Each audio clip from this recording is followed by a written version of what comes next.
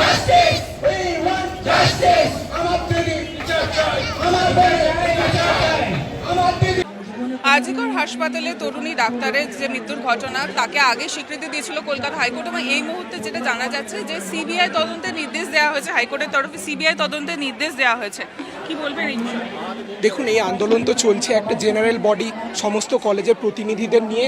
সেই সমস্ত কলেজের প্রতিনিধিরা মিলে কালকে রাত্রিবেলা 12:30 আড়াইটা অবধি মিটিং চলেছে। সেই মিটিংয়ে সিদ্ধান্ত হয়েছিল যে আমরা পুলিশের উপর ভরসা করছি না, আমরা জুডিশিয়াল এনকোয়ারি চাইছি।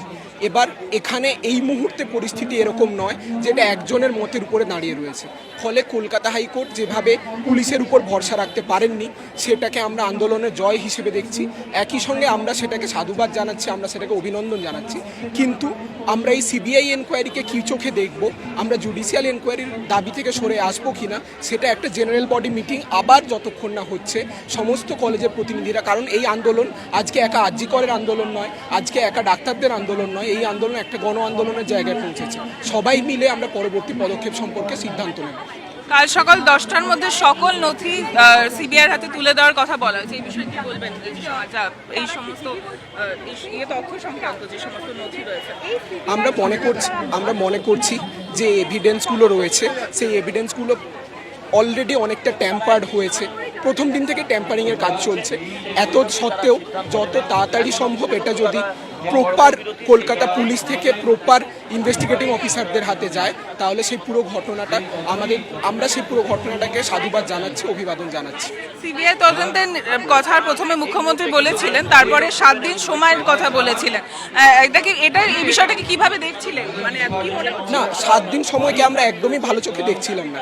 আপনাদেরকে একটা জিনিস বুঝতে হবে, আমরা যারা আজকে এমবিবিএস পাস করে এখানে দাঁড়িয়েছি, আজকে যারা বসে রয়েছে তারা বেশিরভাগই এমবিবিএস পাস করে দাঁড়িয়ে রয়েছে। আমরা প্রত্যেকে ফরেন্সিক মেডিসিন একটা লেভেল অবধি পড়েছি। আমরা জানি প্রথম দিন থেকেই ওই স্পটে এভিডেন্স ট্যাম্পারিংয়ের কাজ চলছে।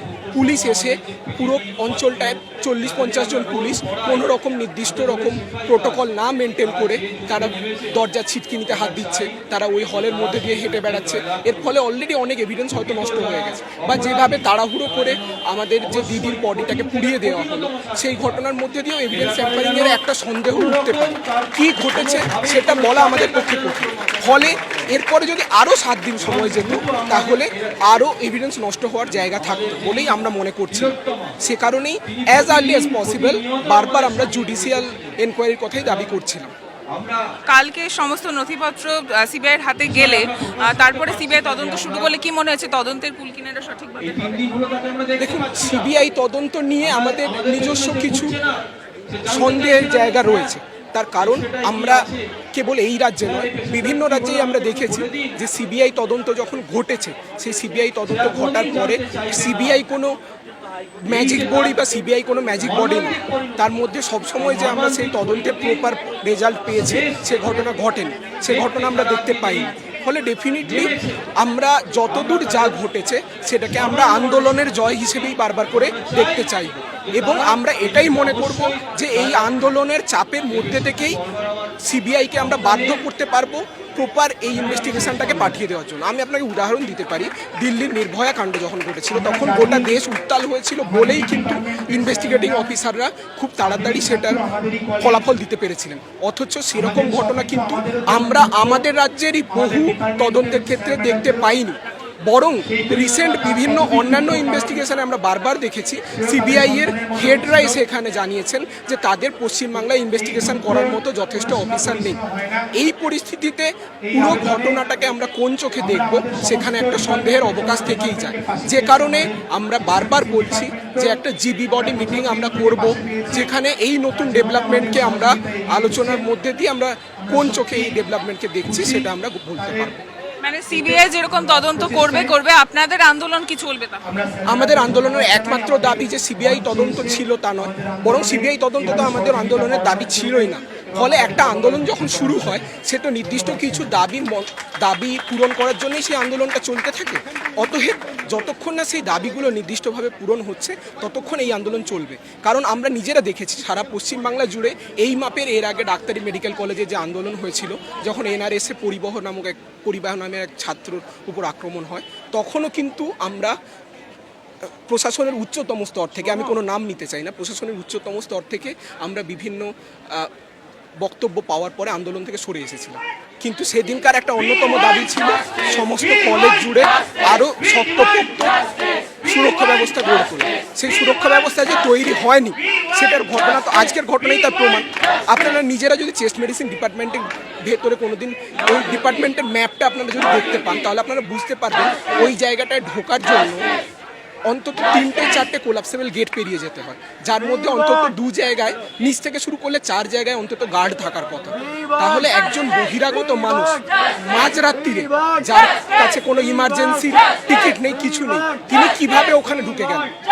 সিসিটিভি ক্যামেরার কি অবস্থা সেটা আমরাও দেখতে পাচ্ছি। সুরক্ষার গাফিলতি যে কথাটা বলছেন, এই বিষয় নিয়ে আপনারা আগে কখনো সরব হয়েছে? বারবার সরব হয়েছে, কলেজের মধ্যে, কলেজের বাইরে। এটা সবসময় আমাদের চিকিৎসক ছাত্র আন্দোলনের একটা অন্যতম দাবি থাকে যে আমরা সিকিউরিটি চাই। যে আন্দোলনের কথা আমরা বললাম আপনাকে, যে পরিবহন সময়কার যে আন্দোলন 2019 সালে যে আন্দোলন, সেই আন্দোলনের অন্যতম দাবি এটাই ছিল। কিন্তু বারবার আমরা দেখেছি সরকারের গড়িমসি উচ্চতম স্তর থেকে কলেজ স্তর অবধি। যিনি প্রাক্তন অধ্যক্ষ ছিলেন তিনি এই বিষয়ে কোনো রকম কিছু বলেননি। দেখুন, আমাদের প্রাক্তন মাননীয় অধ্যক্ষ, তিনি এতটাই সেলিব্রেটেড মানুষ, তার প্রত্যেকটা উক্তি কেবল আমরা নয় আপনারাও জানেন, এই রাজ্যের প্রত্যেকটা মানুষ জানেন তিনি কি কাজ করেছেন। সেই কাজের মধ্যে কোথাও কলেজের সিকিউরিটি উন্নতি পড়ে বলে আমি অন্তত শুনি। আমি জানি তার করে যাওয়া কাজের মধ্যে বিভিন্ন দুর্নীতি পড়ে, আমরা জানি তার করে যাওয়া কাজের মধ্যে স্বজন পোষণের অভিযোগ পড়ে, কিন্তু কলেজের কলেজের সিকিউরিটির উন্নতি ঘটানোর জন্য তিনি ভীষণভাবে সচেষ্ট ছিলেন বলে অন্তত আমাদের চোখে। ডিউটি নিয়ে আপনাদের পরবর্তী পদক্ষেপ কি রয়েছে? এখন অবধি আমাদের যা সিদ্ধান্ত রয়েছে তাতে কলেজের ইমার্জেন্সি চালানোর জন্য আমাদের যারা সিনিয়র ডাক্তাররা রয়েছেন, ইনক্লুডিং এমও এবং প্রফেসররা, তারা ডিউটি চালিয়ে যাচ্ছেন এবং আমরা জুনিয়র ডাক্তাররা ডিউটি থেকে সরে এসেছি। আমাদের দাবি যতক্ষণ না পূরণ হচ্ছে আমরা আন্দোলনের পথেই রয়েছি এবং ডিউটি থেকে সরেই রয়েছি।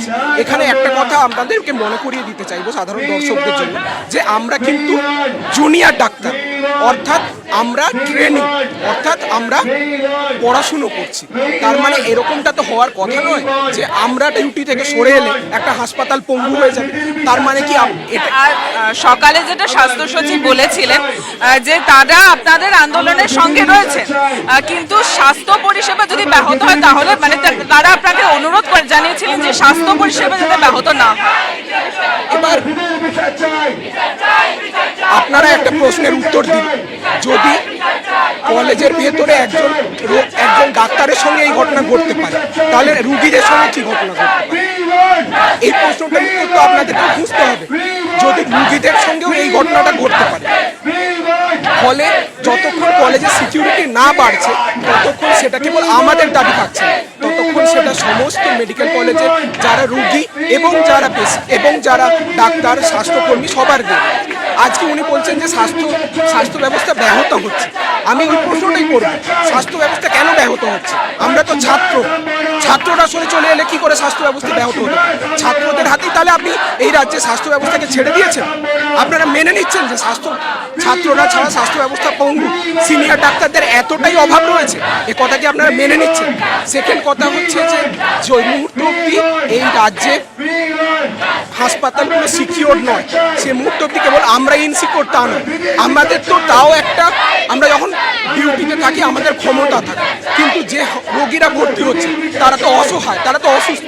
কালকে তাদের কারোর সঙ্গে এই ঘটনা ঘটে গেলে তখন কে দায়িত্ব নেবে?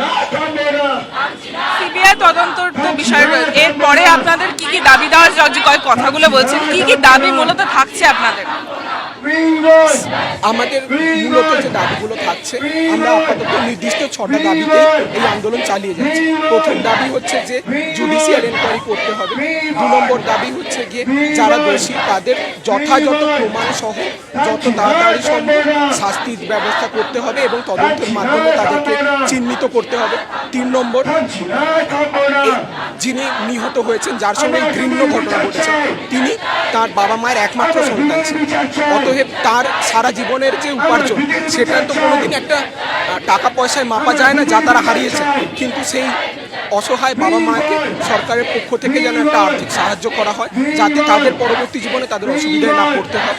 এবং আমরা এই যে আন্দোলনের সঙ্গে যারা যারা জুড়ে রয়েছে তাদের বিরুদ্ধে যেন কোনো ভিন্ডিকটিভনেসের ঘটনা পরবর্তীতে না ঘটে, এবং এই সমস্ত আন্দোলনের মধ্যে দিয়ে গোটা কলেজ এবং গোটা স্বাস্থ্য ব্যবস্থার যে সিকিউরিটি, সেই সিকিউরিটি যাতে জেনারেলাইজড একটা উন্নতি ঘটে, এই সমস্ত দাবিগুলো নিয়ে আমরা এই মুহূর্তে রয়েছি। সিবিআই তদন্ত যেমন করছে করুক, আপনারাও সক্রিয় থাকবেন। হ্যাঁ, কারণ আমরা মনে করছি যে এই সিবিআই তদন্ত আন্দোলনেরই ফলাফল, যে পথেই আসুক না কেন সিবিআই তদন্ত আন্দোলনেরই ফলাফল। কারণ আমরা দেখেছি একেবারে প্রথম পয়েন্টে কি ঘটেছে, প্রথম পয়েন্টে কিন্তু দাগিয়ে কোনো তদন্ত ছাড়াই এটাকে আত্মহত্যা বলে দাগিয়ে দেওয়ার চেষ্টা করেছে। অতএব আজকে আমরা এখান থেকে উঠে গেলে এই আন্দোলন আজকে সারা দেশে একটা মোমেন্টাম পেয়েছে। আজকে আমরা যদি এখান থেকে সরে চলে যাই তাহলে সারা দেশ জুড়ে যে সিকিউরিটির জন্য যে আগুন জ্বলে উঠেছে, সেই আগুনের সঙ্গে আমরা বিশ্বাসঘাতকতা করি। আজকে আমরা সেই জায়গায় দাঁড়িয়ে সিবিআই তদন্তের যে নির্দেশ দিয়েছে আদালত, সেই বিষয়ে কি বলবেন? ভালো হয়েছে, সিবিআই তদন্ত দিয়েছে, ভালো হয়েছে অবশ্যই। হ্যাঁ, আমরা চাই তাড়াতাড়ি এর সমাধান হোক। কারণ আমরা দেখুন, এটা একটা মেডিকেল কলেজ, টারশারি হসপিটাল, ঠিক আছে, এখানে রোগী পরিষেবাটা ব্যাহত হচ্ছে। আমরা এটাও চাইছি না যে এটা বন্ধ থাক, আমরা চাইছি এটা যত তাড়াতাড়ি পারা যাক একটা সমাধান বের হোক, ঠিক আছে। কলকাতা পুলিশ এটা মানে যে পুলিশরা এখন দায়িত্ব ছিল, কলকাতা পুলিশ হোক, যেই পুলিশ হোক, এবার পুলিশরা কি করছে যে জিনিসটাকে লং করছে। 4 দিন হয়ে গেল একজনকে ধরেছে, এবার সেখান থেকে আর কিছু আমরা পাচ্ছি না, ঠিক আছে। ফিঙ্গার প্রিন্টিং পাওয়া যাচ্ছে, কিন্তু আমরা চাইছি যে যেই নিক সিবিআই দায়িত্ব নিচে ভালো হয়েছে, তাড়াতাড়ি আমরা যেন এটা একটা সমাধান চাইছি। নাহলে আমরা একটা মেডিকেল স্টুডেন্ট, আমরা সবাই তো আমরা হসপিটাল থেকে পরিষেবা দিতে পারছি না, এটা আমাদের ভালো লাগছে না, এটা আমাদেরও খারাপ লাগছে। আমরা ওই জন্য সবাইকে বলছি, সরকারের কাছে আমাদের আবেদন যে আপনারা এই ব্যাপারটার উপর প্রচুর গুরুত্ব দিন। এটা একটা মানে সমস্ত মেডিকেল কলেজ, আমরা শুধু এখন তদন্তের উপর কি ভরসা রাখছে? অবশ্যই আমাদের রাখতে হবে, অবশ্যই। কারণ 4 দিন হয়ে গেছে, পুলিশরা দায়িত্ব নিয়েছিল এখানকার, কিন্তু কি পেয়েছি আমরা, কত দূর কি পেয়েছি, ঠিক আছে। আমরা চাইছি যে সরকার ভালো করেছে, সিবিআইকে দায়িত্ব দিয়েছে, আমরা চাইছি সিবিআই এটার একটা খুব তাড়াতাড়ির মধ্যে একটা সমাধান বের করুক। এরকম একটা কলেজের পরিস্থিতি, হসপিটালের পরিস্থিতি খুব মানে রোগী পরিষেবা বন্ধ আছে, সাধারণ মানুষেরও কষ্ট হচ্ছে। আমরা এটার জন্য খুবই দুঃখিত, মন থেকে খুবই দুঃখিত। আমরা চাইছি যে এটার একটা খুব তাড়াতাড়ি একটা সুরা হোক, আমরা এটাই চাইছি। সিবিআই তদন্তে একটাই বিষয় যেটা বলতে চাইছি, আমাদের সমস্ত কলেজ থেকে স্টুডেন্টরা ওখান থেকে আসবে, তাদের সাথে একটা জিবি মিটিং হবে, তারপরে যা বলে ওটা জানানো হবে। এই বিষয়ে আপনাদের কোনো, আমরা তো পুরো জুডিশিয়ারি ইনকোয়ারি চাই, এটাই বলা। জুডিশিয়ারি আপনাদের দাবি দাওয়াগুলো কি পূর্ণ হওয়ার দিকে এগোচ্ছে? না, এখন আমার যে দাবিগুলো জুডিশিয়ারি ইনকোয়ারি হয়েছিল তার দাবিগুলো পূর্ণ হয়নি, এরপরে হবে। যদি করে আমরা খুব খুশি হব। সিবিআই তদন্তের নির্দেশ দিয়েছে আদালত। মানে দেখুন, আগে তো মুখ্যমন্ত্রী ঘোষণা করেছিলেন যে রবিবার পর্যন্ত অপেক্ষা করবেন, তারপরে সিবিআই তদন্ত করবেন। সেটাতে আমরা অখুশি ছিলাম, আন্দোলন চালিয়ে যাই সেই জন্য। তো আন্দোলনের চাপেই আজকে ঘোষণা করেছে হাইকোর্ট যে ইমিডিয়েট সিবিআই, কিন্তু আমাদের আন্দোলনের দাবি ছিল যে জুডিশিয়াল এনকোয়ারি। তাই জন্য আমাদের পরবর্তী পদক্ষেপটা আমরা কী করব, সেই জন্য আমাদের কোর কমিটি মিটিং করছে, কমিটি মিটিং করে ঠিক করবে। ডিউটির ব্যাপারে কিছু আপনারা ডিসাইড করেন? না, ডিউটির ব্যাপারে এখন ডিসাইড করিনি, কিন্তু আন্দোলনটা আমরা চালিয়ে যাব। সিবিআইর হাতে আগামীকাল সকালে সকল নথিপত্র তুলে দেওয়ার কথা, এরপরে মনে হচ্ছে তদন্ত সঠিকভাবে এগোবে? সেই নিয়ে এটা দেখা যায়, বিভিন্ন কলেজে বিভিন্ন কমিটি মিটিং করছে, বৈঠক করছে, তারপর ওটা ঠিক হবে। সিবিআই তদন্ত করছে করুর সঙ্গে আপনারাও মানে সক্রিয় থাকবেন? সেটা নিয়ে আজকে আমাদের কোর কমিটি মিটিং করবে, তারপর আমরা ঠিক করবো।